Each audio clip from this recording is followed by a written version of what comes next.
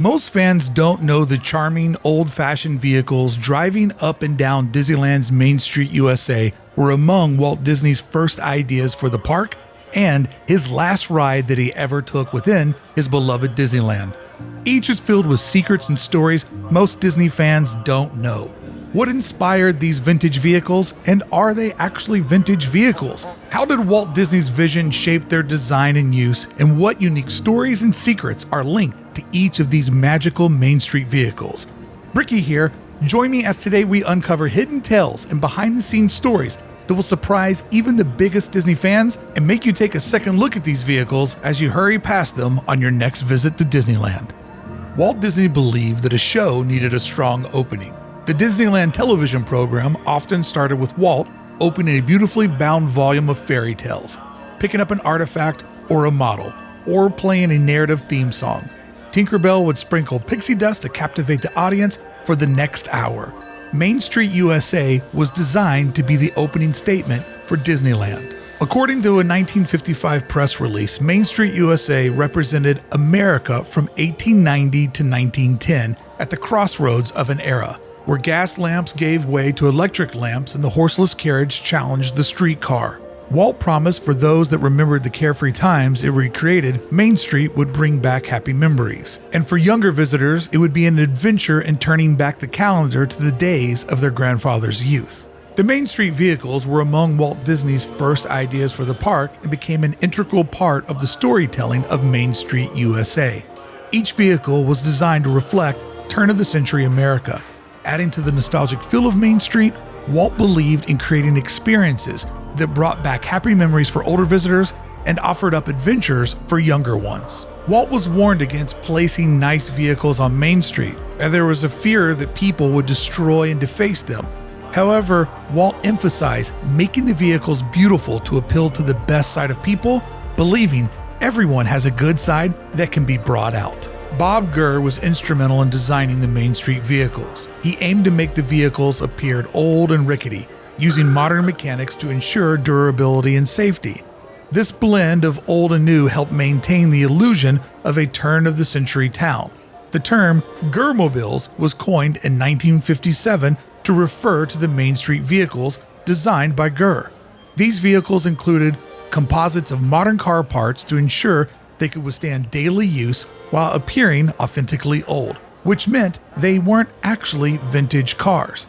This also made it much easier to replace any parts and perform repairs. Gurr used Floyd Clymer's treasury of early automobiles for reference and included authentic external parts, such as lights and rim wheels, while incorporating the putt-putt sound and shaking to create an antique illusion. Gurr stated, usually one person does the external design, and then an engineer takes over. Then manufacturing takes over from there. Well, that's not the way I work. I do the styling and the engineering. The advantage there is that we don't have to have any meetings because they all occur inside my head. Now that we've explored the inspiration behind Main Street USA, let's uncover the hidden stories and secrets of its 5 iconic vehicles. You'll be amazed by the fascinating details that make these attractions so special to the deep history of Disneyland. The horse-drawn streetcars are an iconic part of Main Street USA, offering a charming, nostalgic ride.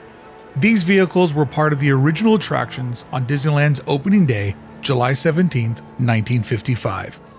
Pulled by horses that were once kept on a property at the Circle D Ranch, the streetcars provide a glimpse into the turn-of-the-century transportation. Ensuring their well-being, the horses now work a maximum of 4 hours a day and wear name tags like other cast members. And added to the Disney magic, sometimes you'll see them pulling characters or the Dapper Dans, adding a little bit of entertainment being pulled down Main Street, USA. The red horseless carriage, also known as the Gurrmobile, is a 6-passenger 1903 style vehicle with a French canvas top, offering a unique open-air experience on Main Street, USA. Modeled after early automobiles, the Jitney includes authentic sounds that are often featured on Disneyland Park soundtracks, immersing guests in the ambiance of a bygone era.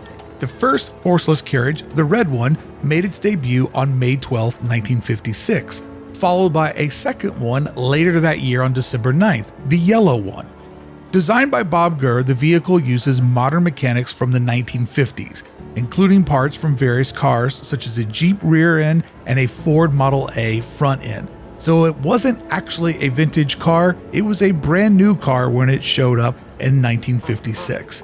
The wood spokes are actually aluminum castings, and the brass lamps were built at the studio in Burbank. It acts as a symbol of Disney magic, where they can fully transform storytelling of the past while creating something brand new. The Omnibus is a double-decker bus that provides a unique elevated view of Main Street, USA. Added to Main Street on August 24, 1956, the Omnibus was inspired by a red model bus from Dinky Toys of England. Walt Disney suggested the need for an omnibus after seeing the model and sent Bob Gurr to travel to Griffith Park to study an omnibus on display. Gurr's design challenge was to fit a full-size adults into a double-decker bus that had to match the miniature scale of Main Street. Built on chassis from International Harvesters, typically used for beer trucks, the omnibus featured leather and oak detailing.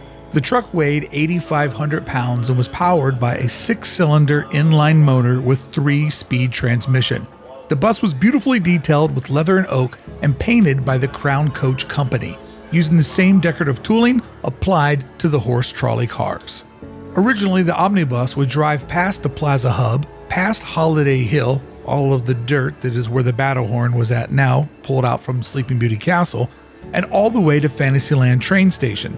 This practice was stopped for safety reasons when a second omnibus was added. Disneyland's 1957 Christmas present to itself was the second omnibus for Main Street. When there was only one, the omnibus would travel Main Street and drive all the way back to the Mickey Mouse Club Circus. But this practice was stopped for safety reasons. When the second omnibus was added, the pathway was too narrow for the two vehicles to pass one another. And not to mention, the theming of Fantasyland did not suit the omnibus. The omnibus provides a second-story view of Town Square, Main Street, USA, and Sleeping Beauty Castle, giving guests a unique perspective. It's also a great spot for photography, especially for capturing Sleeping Beauty's castle from a second-story view. If you have not rode on the top of this thing, you are missing out on one of the greatest rides in all of Disneyland. The motorized fire engine is a beloved part of Main Street, USA. Known for its nostalgic charm, the original horse-drawn fire wagon was one of the opening day attractions, but was replaced by the motorized fire engine on August 16th of 1958. Designed by Bob Gurr and inspired by vehicles like the 1907 Rambler and the 1916 American LaFrance fire truck, the fire engine was crafted to be both functional and nostalgic for earliest 20th century design.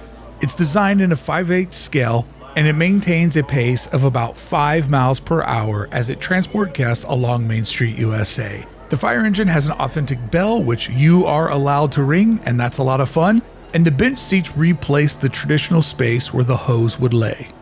Although it's only driven at 5 miles an hour inside of Disneyland, it can reach a top speed of 35 miles per hour. In fact, Bob Gurr drove the fire engine from the Burbank Disney Studios to Disneyland in Anaheim, causing a traffic jam due to its very slow speed. A boy famously commented, "Hey mister, by the time you get to the fire, it will be out." The fire engine debuted on August 16, 1958, about 3 years after the park's opening, making it the last vehicle to be added to the Main Street USA vintage lineup. Walt Disney often drove the fire engine around the park before it opened, and it quickly became one of his favorite ways to tour Disneyland. Bob Gurr's passion for fire trucks played a significant role in the creation of the Disneyland fire engine. One day he turned to Walt and asked, "Hey Walt, you know what you haven't got? A fire truck."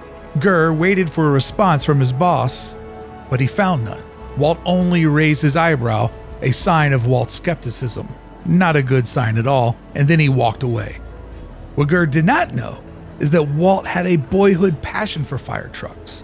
Harper Goff recalled, "I remember him describing what it was like to be a kid in his hometown when the fire engines came by.